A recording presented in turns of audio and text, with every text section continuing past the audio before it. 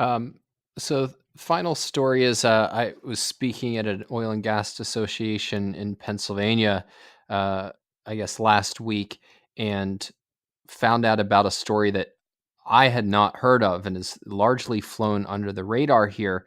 But our new governor had signed an executive order, basically setting greenhouse gas emissions, lowering them by 26% by 2025, 80% by 2050.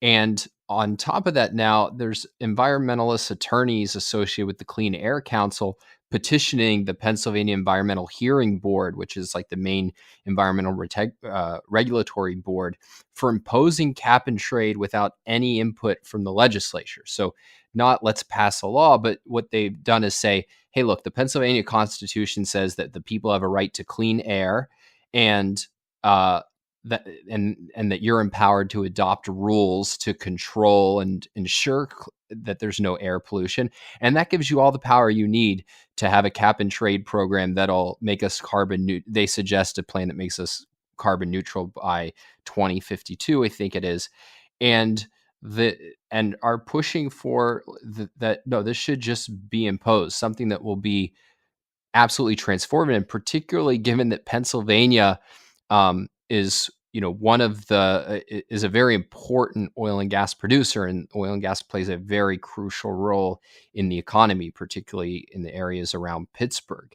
And that they deliberately have not tried to make this a public issue with a lot of public attention and debate, but just want to impose it. And I think it's is revealing, and like troubling that, given that every time that they've actually tried to push through in a very democratic way any of these significant restrictions on CO2 energy, they failed. It's now, well, then we just have to do it at any price and at any cost, uh, and ideally without anybody even being aware that we're doing it.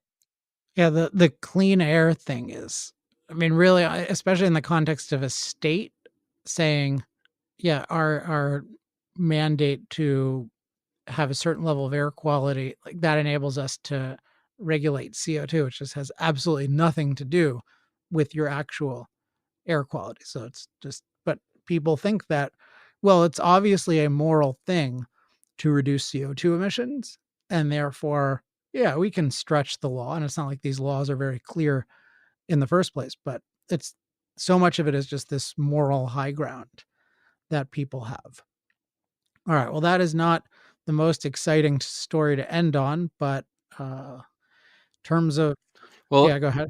and let me do a 30-second one, because this is just pure fun, which is that Toronto Premier Doug Ford just tweeted out that they've instituted stickers on gas pumps and a line item in their natural gas bills where they're showing that Ontario's government, in order to make transparent the costs of the carbon tax, is just going to show in the areas where people are paying for energy how much they're paying for the carbon tax. And that's the kind of thing that I like. It goes in the other direction, making people as informed as possible about these policies rather than trying to make impose them without providing clarity for people about their impact. All right. Good note to end on. Good job, Doug Ford.